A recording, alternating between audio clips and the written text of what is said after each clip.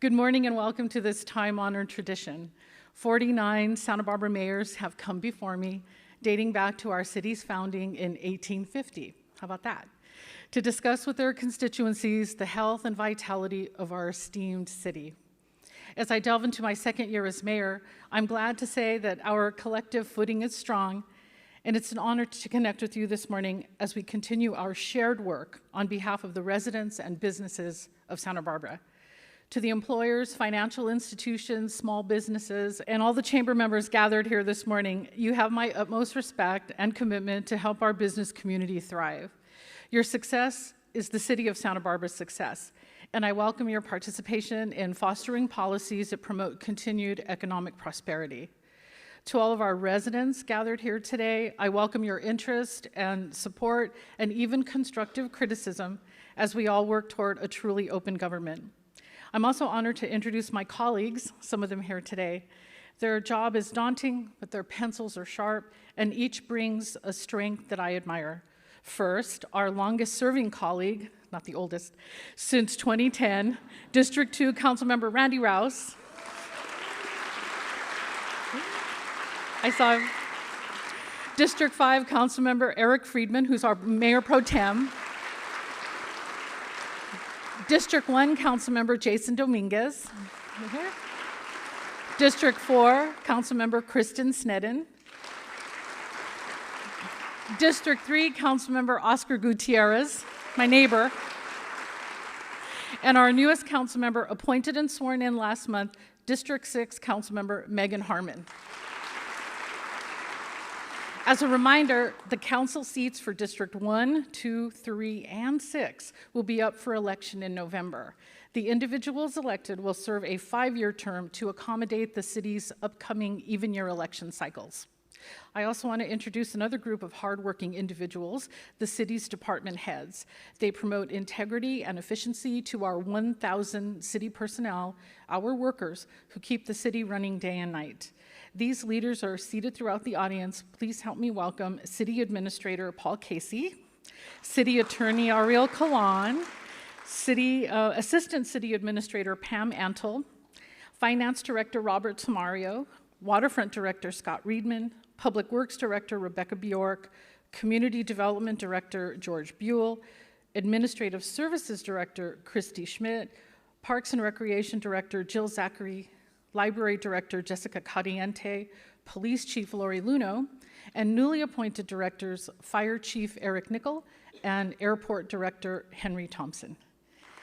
Oh, thanks.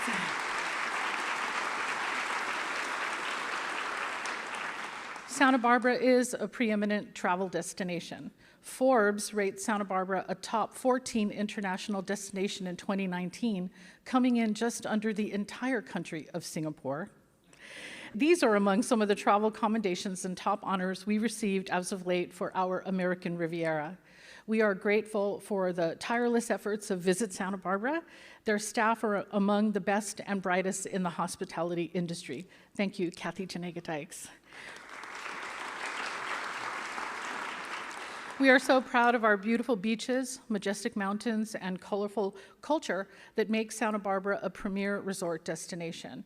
World-class accommodations and dining await our many visitors. More than 7 million visit the South Coast, spending approximately $1.9 billion each year.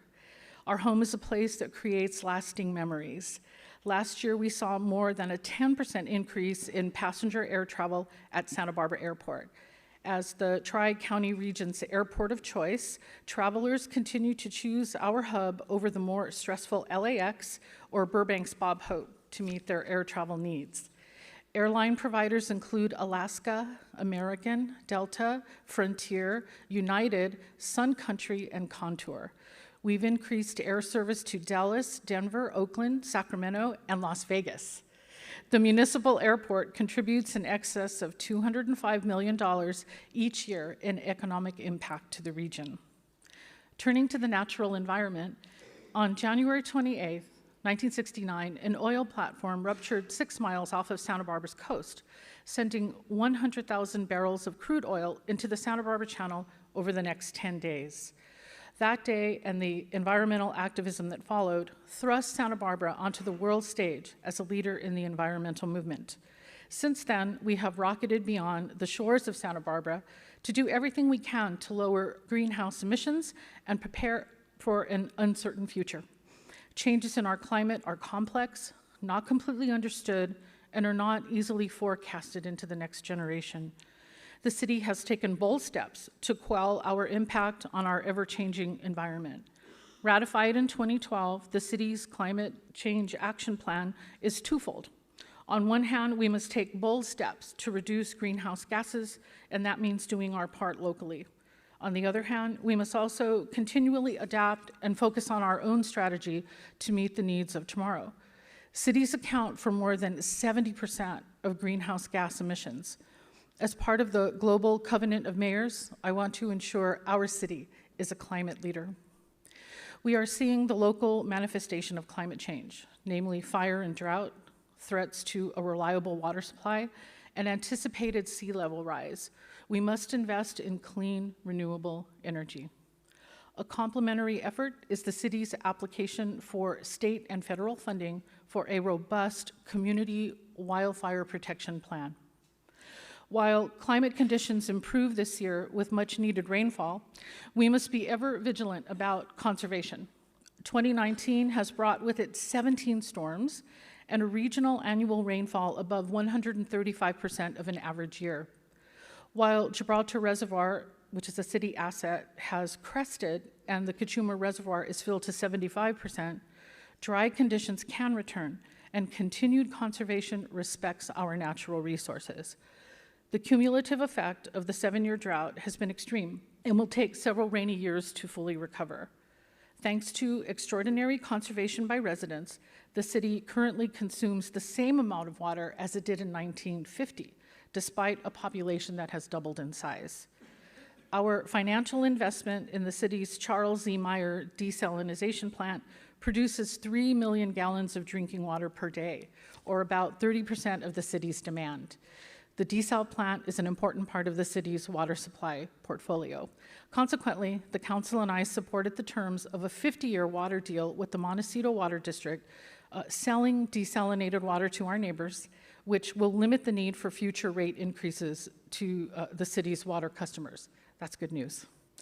The city has begun the process of developing a sea level rise adaptation plan that will evaluate the city's vulnerabilities and analyze the feasibility, economic impacts, and environmental consequences of adaptation strategies to address impacts in low-lying and coastal bluff areas.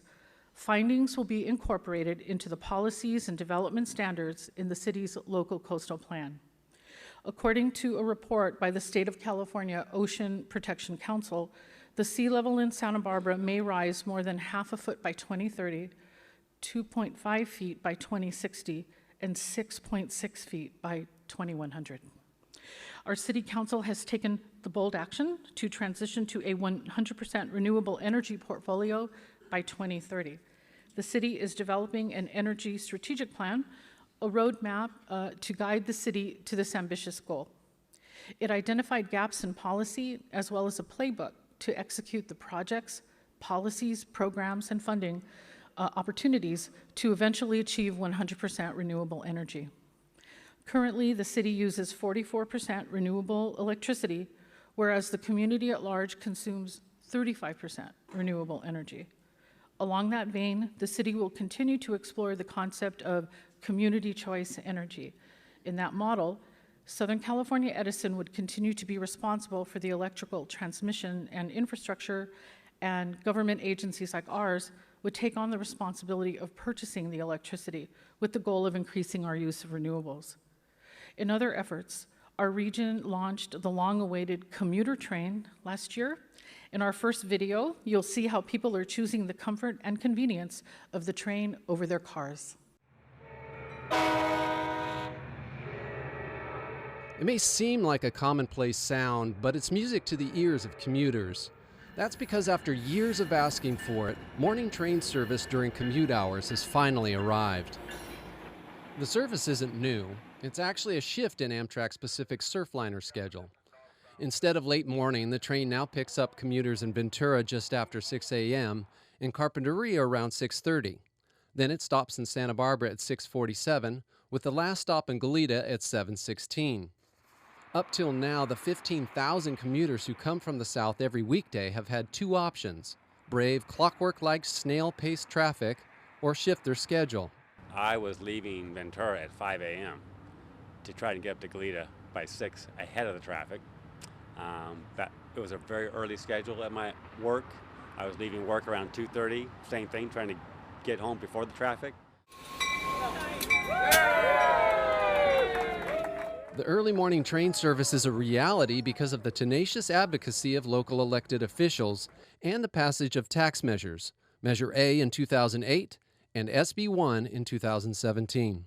Back in 2008, congestion along 101 was a major issue, and it still is. We are working on a HOV project from Ventura County all the way up to Santa Barbara. We want to promote people getting out of their cars, and so that was part of the Measure A program. And I got to give a plug to SB 1. SB 1 provided the funding to the state to provide half of the cost of operating this new train service. So without that, we wouldn't be here today. The trains offer wide seats, free Wi-Fi, and plugs to power your devices, as well as a cafe car offering coffee, snacks, and even craft beer. And special fares make taking the train hard to beat. Commuters coming from Ventura County can get a 10-ride pass for $50 or an unlimited monthly pass for $150. That means if you commute by train 5 days a week, you'll be paying $3.75 a trip. We have many employees that live in Ventura County and also Carpinteria, and this service will get them to work rested, right? They're not fighting the traffic on 101, and the city is paying for 75% of their train fare. That's a huge savings. For me alone, I was spending over $250 a month in gas. This community, I think, we're very alternative mode friendly. The employers have stepped up, and I know some employers are actually picking up their employees from the train station and providing them a direct connection to their employer site. If your employer doesn't offer shuttle service, you still have a number of options to get from the train to work and back. For starters, you can get some exercise and walk. I was commuting for 5 years, which I was sitting in a car, for my commute for almost an hour and a half each way. So walking up and down State Street and having that option has improved my health overall. When I get to work, I feel revitalized. For cyclists, you can take your bike on the train, or you can reserve a locker at the station. MTD is also supporting rail commuters with free last mile service. So last mile service is connecting bus service from the train station to where people work. MTD is contracted with Santa Barbara County Association of Governments to provide that service in the morning and the afternoon. And we have 3 different routes, one in downtown Santa Barbara from the Santa Barbara station and 2 from the Goleta station. However you make your connections, taking the train for your commute instead of the freeway has tremendous environmental, economic, and quality of life benefits. One nice thing about the commuting time is I have some downtime to kind of sit there and snooze or do other things. It's not only, if I'm working a long day, coming home at night, there are times when I have to slap myself to stay awake, so it's safer. We've just been relaxing, enjoying the ride. Yeah. I mean, when we have been leaving, we haven't seen the traffic backed up. We're like, haha, we're not there.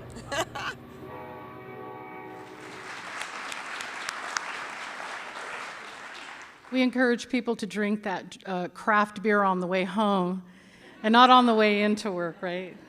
Nicole, have you tried the beer? Okay. The City Council has actively engaged on downtown issues, and we've heard a lot of ideas to bring more people downtown. We've initiated a downtown strategic planning effort to help us prioritize various projects to achieve a more dynamic combination of retail, office, and we hope residential uses. The downtown strategic plan will look at resident spending patterns to see how much we're spending online and in other commercial areas. The study will answer one of the biggest questions: how much retail space can our community support? We have a lot of large buildings that may not be sustainable as retail uses in the future. If you have suggestions for downtown, we encourage you to email the team or attend the community meeting that we're hosting in May. We expect the report to wrap up by June. In the meantime, there are many wonderful projects underway. Paseo Nuevo will be renovating this year with Pacific Retail Partners investing $20 million to make the public areas more inviting. Decorative pavers, yes. Decorative pavers, landscaping, water elements, and a fire pit will encourage gathering and more family-friendly spaces. Construction starts next month. Pacific Retail Partners acquired the remaining lease years of the Macy's building, and they will be discussing different options for the vacant building this spring. All of our vacancies are opportunities for new businesses to get started. Acknowledging that many entrepreneurs don't want to sign long leases, last year the city co-hosted a workshop with Women's Economic Ventures and Impact Hub. The goal was to figure out how to be more creative with those empty spaces. We then convened workshops to help connect entrepreneurs, brokers, and property owners to encourage pop-ups or short-term leases in the vacant spaces. The city also created a sign template for startups so they can work with a local printer without having to obtain a sign permit, speeding up the process for opening a business. Thanks to the innovative mindset of property owners and commercial brokers, we now have 7 pop-ups on State Street. New business owners are able to test the market without a significant investment, and property owners can stage their property, earn revenue, and not let their building sit vacant. At Mosaic Locale, 3 entrepreneurs sell donuts, empanadas, and beer, and bring in customers at all hours of the day. Together, they share the cost of the larger space. Other vacant spaces have turned into art galleries and clothing boutiques. We also have art installations like this one from the Museum of Contemporary Art that offers passersby an art experience on State Street. I'd like to congratulate our community partners for taking a fresh look at many of the vacant spaces. To speed up tenant improvements, a task group was formed last fall to make recommendations to council, and that'll be coming in a few months. Recommendations will address the predictability of the permitting process and improved customer service and communication. Filling the vacancies helps us achieve another goal, to create safe, inviting spaces for people to shop and dine. We started a program where uniformed ambassadors patrol the street to be the eyes and ears of the police department. We recently received a state grant of more than $1 million for police officer staffing to enforce our smoking laws and other priorities like public alcohol consumption and loitering. The grant also funds new no smoking signs that will be installed next month. I'm going to go off script a little bit to thank Assistant City Administrator Nina Johnson.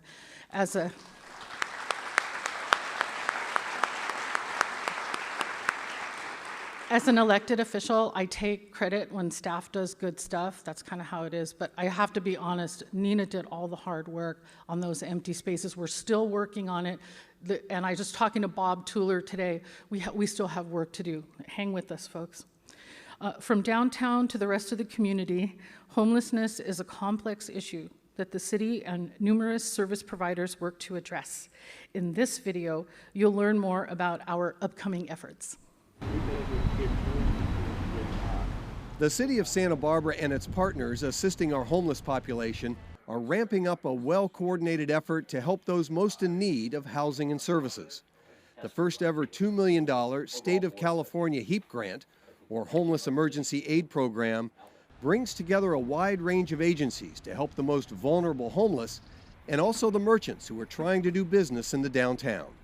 The focus is going to be more street outreach with medical practitioner that will go out so that there's somebody there that can address any kind of issues that are critical for a homeless individual, as well as placement into either emergency shelter beds or hopefully in the long term maybe a permanent housing situation. Much of the street-level outreach with the homeless will be made by workers from a Southern California organization known as CityNet. To sort of focus on the top 50 most vulnerable from State Street and actually throughout the city to sort of bring to bear the resources of all these collective organizations to help those and assist those homeless neighbors. The focus will be on the chronically homeless, veterans, seniors, people with health issues, including mental disabilities. A lot of people, they have multiple disabilities. They have a mental illness, they have a physical disability, they've been evicted for some reason, and once they lost their housing, it was impossible for them to crawl out of that hole to get back into housing. And so people who have lived in Santa Barbara their whole lives, who have no desire to leave, can't find housing because it's not affordable for them at all. And so people who were homeless for what they thought was going to be a really brief stint turned into 20 years.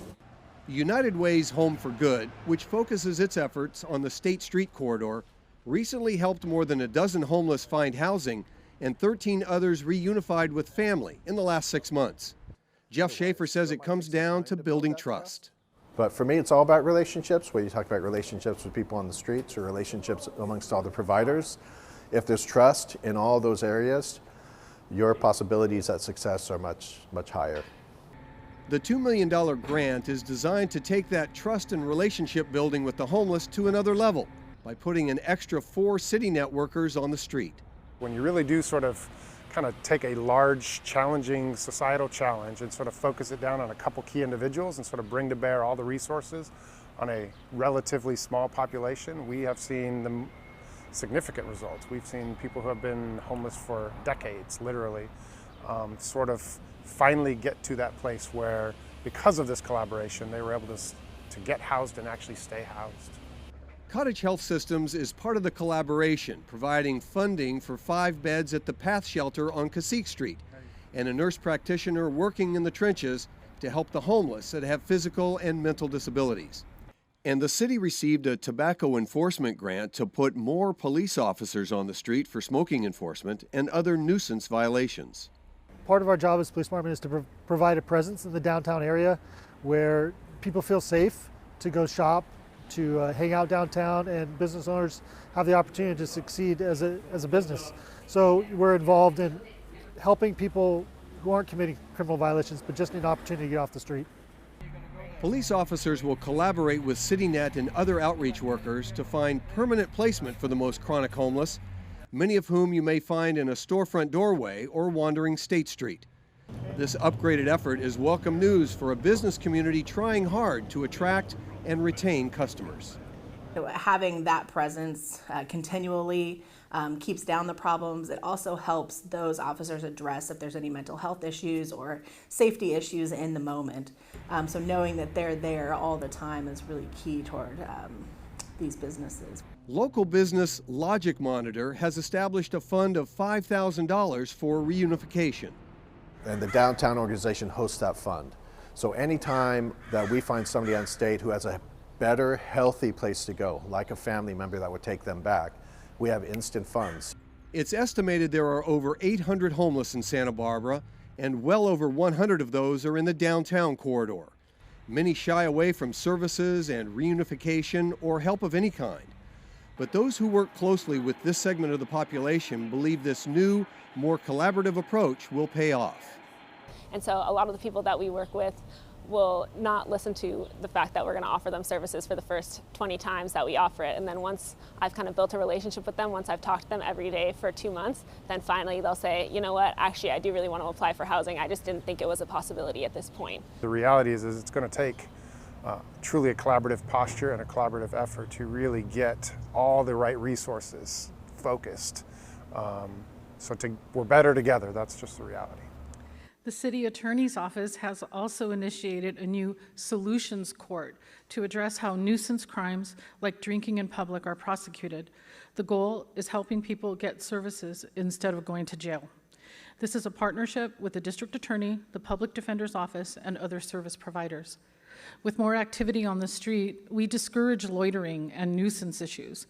Along with downtown Santa Barbara, we are exploring many ideas to bring people downtown for events like block parties and family-friendly activities. The city provides more than $700,000 each year for events, festivals, and the arts, leveraging additional private dollars to make projects happen. The impact is tremendous, as arts and cultural activities bring almost $200 million to our local economy. And making it easier for groups to plan events is one of the best ways to encourage what we want to see. We're looking at how to streamline our events procedures and encourage more people to come forward with creative proposals. And we're already benefiting from taking some risks. We recently approved closing part of Cabrillo Boulevard to host the Race of Gentlemen, bringing vintage car enthusiasts and hobbyists to Santa Barbara to watch drag racing against a sunny ocean backdrop. Yay, we had some people go. Great. Let's see if we can bring it back. We also approved the Holiday Night Market, a large pop-up of artisans selling their wares with festive music and other seasonal treats, helping more than 100 independent vendors, food and alcoholic beverage purveyors, and thousands of holiday customers come together safely under one roof was no small feat in an old department store building. I'd like to thank the organizers and various health and safety authorities for getting creative to make it happen. Throughout downtown, we need to pay more attention to activating open spaces. I'm happy to report that there is so much happening behind the scenes on a number of sites. Council approved funding to redesign the Library Plaza to make it more open and inviting. We've created a campaign committee with the Library Foundation and hired architects to finalize the design of the new space. And we're really excited about the possibility of a new home for the Saturday morning farmers market, possibly at De La Guerra Plaza. For decades, our community, local architects, and the Trust for Historic Preservation have urged improvements to the plaza to make it a central gathering space for downtown. We held a successful workshop recently to get the community suggestions to design a new gathering space for events and to accommodate the farmers. We've also been looking very closely at the State Street underpass and how to improve this connection between the waterfront and the Funk Zone and the rest of downtown. Based on a recent workshop, we heard a few priorities from residents, such as reducing the number of vehicle lanes and allowing more space for pedestrians and bikes. With this input, we applied and recently received a $5 million state grant to fund traffic improvements in 2022. Many ideas related to creative lighting options and the use of sound and music. I talked earlier about not being afraid to try new things, and along these lines, we're planning an experiment weekend in April to test out new concepts with lighting installations at the underpass and moving up State Street. We'll also close a couple of blocks for a pedestrian promenade at the 400, 500 blocks of State Street with expanded outdoor dining and music. You're invited to attend and find out what we learn. Providing workforce housing has long been one of my top priorities. There is much to balance: the need for projects to pencil, support for the first-time home buyer, a healthy spectrum of rental units, inclusionary measures to ensure local employees have an opportunity to live here, and also not overdeveloping and protecting our small town character. Several projects are about to add to the downtown mix of housing options. Located in the 600 block of Anacapa Street, the former Cravioto building is under construction and will result in a ground floor of retail and a total of 30 rental units. And you can see it going over to Randy's restaurant, the Paradise Cafe. Recently completed Arlington Village, located at 1330 Chapala Street, adds another 33 residential units in the heart of the downtown corridor. 2018 marked the opening of Jardín de las Rosas, a 100% affordable housing project in downtown Santa Barbara. The 40-unit, 3-story Spanish-style complex dedicated to Santa Barbara's lower-income earners was 8 years in the making and sits at the corner of Salsa Puedes and Haley Streets. Addressing senior housing needs, the Grace Village project was completed last year, and Gardens on Hope will finish construction at year's end. Johnson Court is expected to be complete by early 2020, providing housing to veterans. Altogether, approximately 14% of the city's housing stock is considered affordable. I'd like to congratulate our housing authority. They're celebrating their 50th anniversary this year. And Rob Fredericks told me they've built more than 1,300 Capital A affordable projects. Congratulations to the Housing Authority. Throughout this next year, the City Council will tackle a citywide tenants' rights ordinance. The sweeping package may include mandatory year-long leases for renters, a just cause eviction provision, and relocation assistance for tenured renters. We're also exploring displacement assistance during transitions of building evictions. At the state level, recent legislation is paving the way to meet housing needs. Both opportunities and challenges await the city's interpretation of these housing laws. One recent law would streamline and provide an over-the-counter approval process for eligible housing projects. We've created a working group of the Planning Commission and Design Review Boards to develop review standards and will continue to monitor its rollout. At this point in the State of the City presentation, I welcome to the podium our City Administrator, Paul Casey, and he'll tell us more about the city's financial condition. Paul? Yeah, thank you, staff. Right. They know who signed their checks. Thank you, Madam Mayor. Good morning, everyone. Thank you all for attending. Today I am going to focus on the state of the city's financial condition, which is good, but with some headwinds. Our enterprise funds are doing well, and we're excited about delivering on Measure C infrastructure projects, as the mayor will talk about shortly. But the general fund is facing pressures this the coming year, as I'll discuss in more detail. First, some context. The city of Santa Barbara is essentially a large corporation providing a wide variety of municipal services. My role is equivalent in many ways to a corporate CEO, with the board of directors being the city council elected by the public, and with the added bonus that we have our weekly board meetings televised and open to the public. You all should try that sometime. But in municipal government talk, we are also considered a full-service city, which means that we provide the widest variety of services all under the city umbrella. Police and fire, parks and recreation, water and wastewater, streets, signals and sidewalks, planning and housing policies, libraries, a commercial airport, a working harbor, and all the administrative and back-of-house operations it takes to support those services. It's a large, complex organization with a total staff of approximately 1,500 employees when you include full-time and part-time employees, and a total budget of $351 million. It's a privilege to work for the organization in a community that cares deeply about how and what we do, and I greatly appreciate the hard work and dedication of all the employees in the city. The city of Santa Barbara operates through two key budget approaches. We have a general fund that covers basic governmental operations like police, fire, libraries, parks and recreation, community development, and those are supported largely by general tax revenues. And we have enterprise funds. These are special funds that are self-supporting and operate as their own financial entities. They receive no taxes or support from the general fund and instead rely solely on their own fees and charges to support their activities. Most of our enterprise funds are in sound financial shape, including the water and wastewater funds, airport, and the waterfront as key examples. They provide day-to-day services and operations that we often don't think about. For instance, quality water comes out of the tap every morning when you wake up and turn it on. But we also manage these funds to be strategically, yet consistently reinvesting in the capital investments it takes to keep these plants and operations running. Today, though, I'll focus on the general fund and some of the challenges and opportunities that exist there. First, some highlights of the general fund. The general fund is in good financial shape, but facing some challenges looking forward. The general fund has a total budget of just shy of $180 million. Revenues have been mixed, with property taxes strong, bed tax stable, and sales tax soft.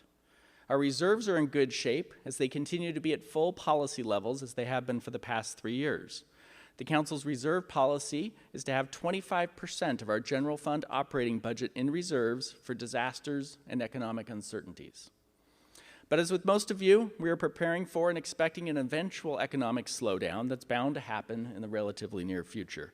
And such a slowdown will most likely impact our revenues. So we're being prudent in our economic and revenue forecast, and that is also why having our reserves fully funded is important. In addition, the city, as well as most municipalities across the state, are faced with rising pension costs over the next 5 years. On the capital and infrastructure side, we are fortunate to have had the community support a substantial investment by passing Measure C. We continue to ramp up the investment of those funds back into the community. So let's talk a little more detail on each of those issues. From a revenue standpoint, the general fund is supported by three main revenue sources: property tax, sales tax, and transient occupancy tax, or the bed tax. Property taxes have been a steady revenue source for the city over the past few years. With the real estate market pretty stable right now, we expect property tax revenue to continue to grow in the 5 to 6% range going forward. There was a one-time payment in 2018 that skews the numbers you're looking at. It skews them in both 2018 and 2019. But if you look at the multi-year trend, property tax continues to grow on average in that 5 to 6% range. One of local government's traditional revenue sources is the sales tax. Sales tax growth has not kept up overall with economic activity. As you can see in the chart, from 2011 to 2015, coming out of the recession, sales tax was growing at about 5% per year on average, which was quite strong. However, starting in 2016, the growth rate slowed considerably and has been relatively flat for a number of years, even though the economy overall has continued to do well. This is a new disconnect we have to contend with in local government finance, and we're now looking at a slower growth in sales tax at about 1% to 2% per year. There are a number of key moving parts that you can see reflected in the chart. Some are technical in nature. For instance, the state underpaid the city by $1.2 million in 2018 due to some system problems as they went through transitioning to a new system, which makes that year look worse than it really was.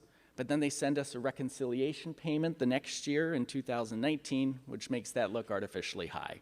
But again, once you smooth those issues out, we continue to be in a 1 to 2% growth mode for sales tax. And even though it's not sales tax, I should note we are expecting some cannabis tax revenue once the adult use storefronts open up. Although we're being cautious as to how much that will generate in tax receipts, we'll budget more precisely once we see what revenue actually comes in from the storefronts. The overall trend in sales tax is a state and nationwide issue, with a variety of factors contributing to the situation. There's more online shopping, there's the decline of national department stores, a low inflationary environment until recently, and a trend towards experience over retail, which we see locally with the success of the Funk Zone. This fundamental change in retail is difficult, not just for Santa Barbara, but for most cities across the country. We continue to see large chains leaving as they retrench nationwide. This is unsettling and difficult for property owners, for neighboring businesses, for employees, for residents, and for the city. But we also see new entities open up. A number of small eateries, breweries, and retail spaces are coming back. We see Amazon, of all people, investing in significant employee space in the heart of downtown. We see a Bristol Farms and a Target opening up on Outer State Street. And yes, Target's going to be extremely popular. Parking is going to be very tight for the first 6 months. Shop early. That's my message. I always joke, in Santa Barbara, we hate nothing more than a successful business and all the traffic and parking problems that come from that. The takeaway from this discussion in my mind is that we all will have to keep adjusting and dealing with this changing retail climate. The mayor highlighted earlier the wide variety of efforts the city is taking to do our part in shaping the next iteration of downtown Santa Barbara, and I want to emphasize my personal commitment to that effort, as well as the city staff's. We're all in this together as we go through this generational transition of retail and its impact on downtown. We all want to see downtown and every commercial area in the city thrive, because we all benefit when that happens. For the city, it helps fund important services like public safety, libraries, and parks. A quick note on Measure C, the 1-cent voter-approved sales tax for infrastructure. It is a great lift for our ability to reinvest into the community. And the mayor will cover some of those highlights shortly. But I just want to say having the financial ability to build a new police station, invest substantially in our streets and roads, and maintain our aging facilities is a great gain. Moving on to transient occupancy tax, or the bed tax. Revenues from the bed tax have been strong since 2011. Although the last few years we have seen a plateau for a number of reasons. Hotels are operating at a fairly high occupancy level, which is great, but doesn't provide a lot of room for growth. And the city of Goleta and the county have also built or reopened more hotels, which eats into our tax base being the traditional hotel destination in the greater Santa Barbara area. I now want to talk just briefly about pensions. This has been a continuing theme for a number of years now and continues to get quite a bit of coverage over legal issues that you read about frequently in the news. The California Supreme Court recently made a partial ruling with regards to employee pensions, but it has a minimal impact on our pension obligations to current and retired employees. For the City of Santa Barbara, we are a member of the statewide CalPERS Systems, who administers retirement plans for most cities and counties in the state. And CalPERS has made a number of fiduciary changes to the way they run their retirement program to shore up its fiscal status. They're prudent, appropriate moves, in my opinion. The biggest change they made is lowering the discount rate, or the assumed investment return that they expect to make going forward, from 7.5% to 7% over the coming years. They also adjusted for the fact that we're living longer, and they still haven't recovered from the significant investment losses that they sustained during the Great Recession of 10 years ago. What that means, though, is they are requiring increased payments into the system from employers like the City of Santa Barbara. We calculate that the city's pension cost will increase $2 to $2.5 million per year by fiscal year 2025. We have a plan to address this, including limiting overall wage increase to modest levels, talking with employee bargaining units about increased cost sharing, and managing our budget prudently. Fortunately, the city is going into this financially strong, so it can be managed. The City of Santa Barbara will be fine, but it's another headwind from a budget perspective. Regardless of what our revenue growth does in the coming years, our pension costs will definitely be going up. Before I wrap up, I would like to mention that the city is committed to openness and transparency in our budgeting process, and we have a tool on our website called OpenGov. It allows for online access to 4 years of prior revenues and expenditures, and the ability to analyze the city's financial data through a number of filters. Please check it out if you're interested. Thank you again for attending today. If any of you know me, go Anteaters. And with that, I will turn it back to the mayor. Thank you very much. Thanks, Paul. Every presentation needs a pie chart, just what we needed. Adequately addressing neighborhood quality of life issues remains at the forefront of any city strategic plan. In 2017, Santa Barbara residents passed Measure C, as you heard, a 1-cent general purpose sales tax to increase the funding for roads and vital infrastructure and programs. Our local tax dollars continue to work for us. Measure C is currently funding pavement maintenance work, stormwater facilities upgrades, street lighting and traffic signal improvements, preliminary design work to rebuild Fire Station 7, renovations for Fire Stations 3, 4, and 5, security cameras at the Central Library, and business corridor improvements. 2 projects include the ongoing endeavor to revitalize De La Guerra Plaza and replace the 60-year-old seismically unfit police facility. Here's a video to learn more about that project. Built in 1959 to house a staff and sworn personnel at the time of 85, the Santa Barbara Police Station today is home to more than double that number at 211. It's not efficient. We have a lot of people crammed into small spaces, so it definitely isn't ideal by any means.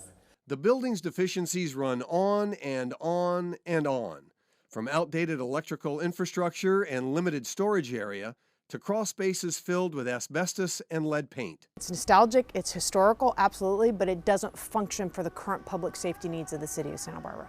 This cement structure is unreinforced and too expensive to bring up to today's earthquake codes. Plus, the building is too small and makes no economic sense to retrofit. Seismically, it is not up to today's code. It was built in 1959. My job is to get them out of that building as soon as possible. Brad Hess is the City of Santa Barbara's project manager in its effort to move out of the old station and into something larger, more efficient, and built for policing in the year 2020. The operations and the efficiencies that go on between the parking structure and the building actually facilitate what they do every day. Hess says officers still do a remarkable job despite the deficiencies. And as you can see, everything's a maze around here. Before we show you the future, here's the present. And then that's our holding cell area, our interview rooms, and then a witness interview room. Again, everything very compact. Captain Arroyo led us through every nook and cranny, including this room where the officers keep their gear.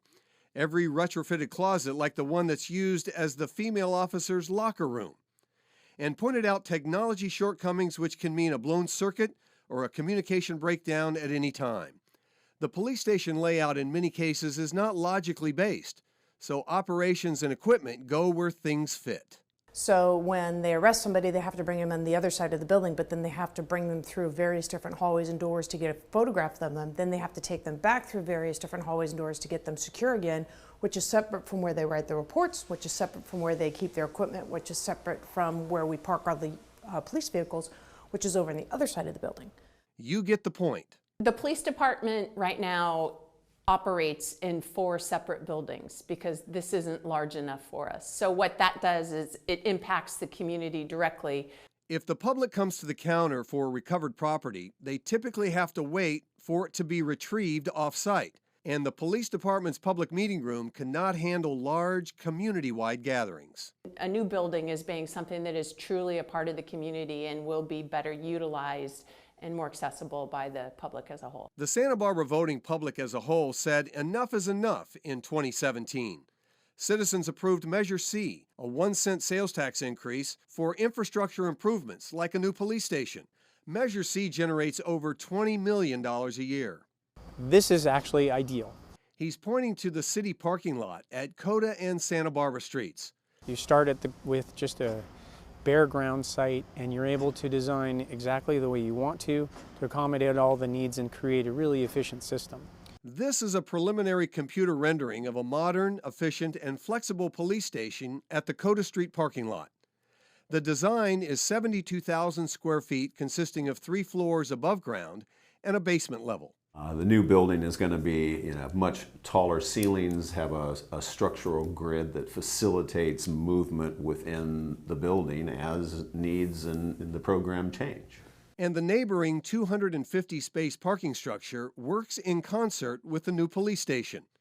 There will be a floor-to-floor relationship between the police station and the parking structure to create a more efficient day-to-day operation for both police personnel and the public. Right now, the police force is bifurcated through the community, and this is going to bring them all together into one place. Kernal is convinced that Santa Barbara residents will profit dramatically from a new police station. The building is going to be an opportunity to enhance the connection between the public and the police department. There's going to be a meeting room that will serve multi-uses. There's going to be a lot more of a physical presence, I think, that will serve the community as a whole. And now with Measure C and the public support that we are on the path and we are close to finding a location and it's moving on. So to be able to plan for something state-of-the-art and know it's coming is something really exciting and rewarding. Vision Zero is a philosophy that all transportation-related deaths are unacceptable and preventable. There's no such thing as an accident. And it is a proven way to reduce traffic deaths by prioritizing safety above all other factors on our roads. The Vision Zero strategy aims to end severe or fatal transportation-related injuries by 2030. Along that vein, whenever possible, it's important to separate vehicular traffic, bicycles, and pedestrians. The Las Positas Modoc Road multi-use path project is currently in the final design phase. The Public Works Department received a $15 million state grant to complete a 2.6-mile-long separated multi-use pathway for bicyclists and pedestrians along Modoc Road. It runs from Calle de los Amigos to Las Positas Road and along Las Positas from Modoc to Cliff Drive. The project would provide key connections for the neighborhoods adjacent to the path, Ealings Park, Arroyo Burro Beach County Park, and the Douglas Family Preserve. Cabrillo Boulevard is a Vision Zero priority due to its collision history. Staff is currently improving safety by adding buffered bike lanes and reverse angle parking to open a view corridor. Other notable active pedestrian improvements include lower Milpas sidewalks connecting East Side residents to the ocean and replacing 2 more bridges at Anapamu and Gutierrez over Mission Creek. Even more impressive is the $27 million that Public Works has secured in federal grant funding for those projects, and to rebuild city bridges at Montecito Yanonali, De La Guerra, and Quinientos streets. When construction is complete by spring 2020, the city and the federal government will have partnered in the refurbishment or replacement of 12 city bridges that meet modern seismic standards. Other quality of life issues include an ambitious overall improvement plan at the Cabrillo Ballpark. The $1.5 million renovation project included a resod of the playing field, an attractive landscape design and irrigation plan, and installing fitness stations. The 13 pieces of equipment in total offer a mix of strength and cardiovascular exercises. Use of the park's outdoor fitness circuit is free and unsupervised. No reservations are required. We really recommend you try it. Nearby, a master plan was developed for Dwight Murphy Field through extensive community input and the Gwendolyn Strong Foundation. We are also exploring developing a synthetic turf field, a new swimming pool, skate park, and other park improvements for Ortega Park. At Bonnet Park, we have slated for many upgrades to better serve the neighborhood, and efforts are underway to convert the defunct West Beach wading pool to a year-round splash playground. It's gonna be fun. The jewel of East Beach, the Cabrillo Arts Pavilion, is finishing a $20 million remodel and will be reopened later this year. The two-story venue will now include the upscale Beachcomber restaurant and a Shake Shack, an American fast casual restaurant chain that has a location at Newport Beach. We are also proud of our Carousel House, which is a beautiful indoor-outdoor location for weddings and other gatherings.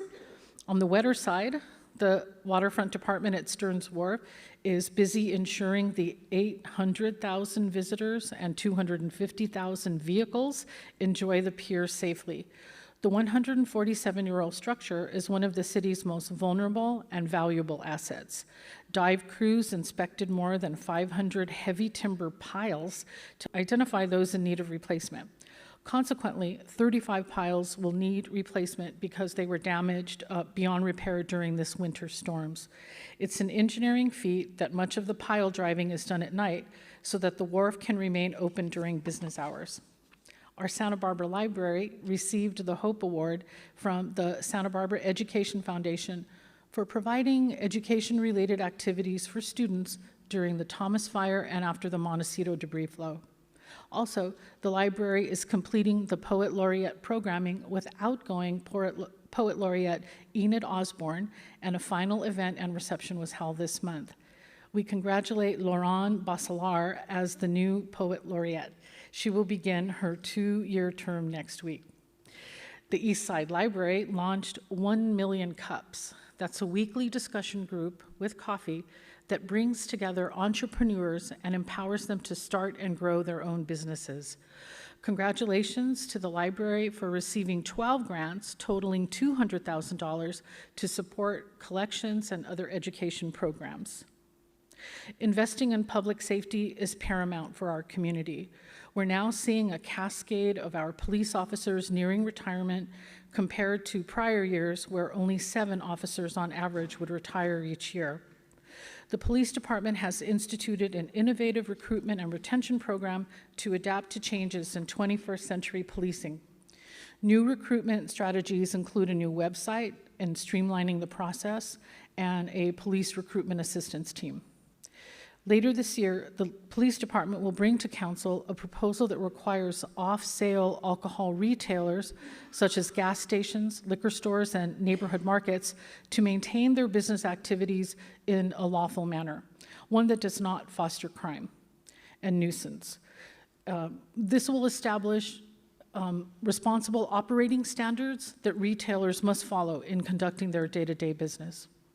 The city also supports safe and legal access to medical and recreational cannabis. The city's approved cannabis businesses are sporadically coming online. Today, 2 medical cannabis dispensaries located on Upper De La Vina and Milpas are open and accepting new patient clients. 3 recreational retail operators are licensed and working to open their doors on Chapala, Mission, and Upper State Street. And by the end of the year, 2 cannabis manufacturers will come online in the city's manufacturing zone. In conclusion, I'm proud to support a culture of community engagement. As mayor, I've been holding monthly office hours. Last year, we did it at the Downtown Impact Hub with Nina Johnson to focus on the needs of our central core. This year, I'm moving about the community, making stops at our public libraries, and next week at the March 29th Montecito Farmers Market, 8:30 in the morning. In April, I'll be at the Pascucci's patio for First Thursday. Of course, you can always reach me at City Hall, make an appointment. Complaints go to Paul Casey, however. I'll take your complaints. And another important communication effort that I want to let you know about is to enhance bilingual access to local government. It's important for everyone to get the information from the city. The fire department recently hired Liliana Encinas, a new bilingual outreach coordinator, and she's going to help us meet all the needs of our Spanish speakers outside of the fire department as well. And she helped translate the disaster prep guide that's available in the lobby. And we want to thank the Santa Barbara Independent and the Santa Barbara Foundation for helping with that. Thank you so much for this opportunity to tell you how the city of Santa Barbara is working to improve your quality of life. Thank you for coming. It's the end of our program. Thank you.